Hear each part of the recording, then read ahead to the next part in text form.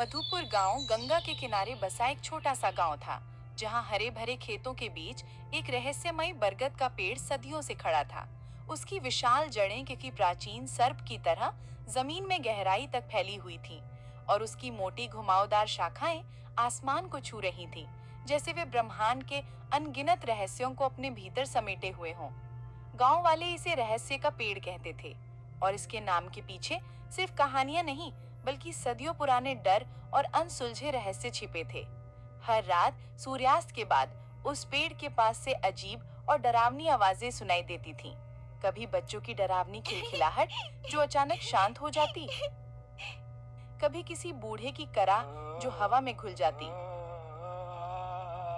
तो कभी पत्तों की सरसराहट के बीच किसी अदृश्य फुसफुसाहट का भ्रम, जैसे कोई प्राचीन आत्मा फुसफुसा रही हो।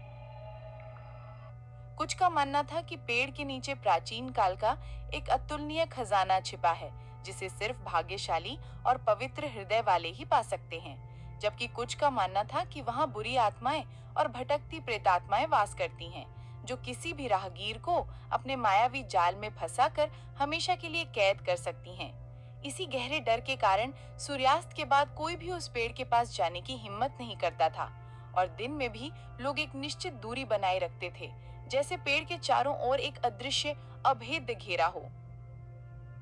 इसी गांव में रहता था रामू, एक गरीब किसान।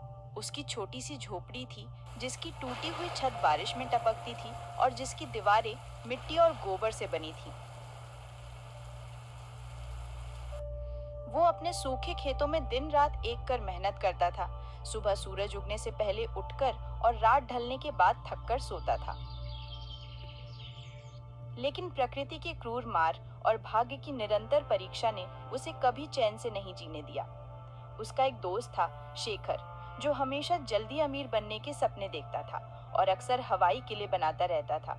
उसकी बातों में अक्सर लालच की चमक और जल्दबाजी की धुन होती थी। वो हमेशा आसान रास्तों की तलाश में रहता था, भले ही उसके लिए दूसरों को नुकसान पहुंचाना पड़े। गांव में सूरज, एक लालची और क्रूर व्यापारी जिसका सूदखोरी का धंधा पूरे गांव में फैला था, भी रहता था। सूरज किसी भी कीमत पर लोगों की जमीनें हथियाने और उन्हें अपने अधीन रखने को तैयार रहता था। और फिर थी कलावती, एक बुजुर्ग रहस्यमयी महिला जो गांव के बाहर एक टूटे फूटे घर में रहती थी।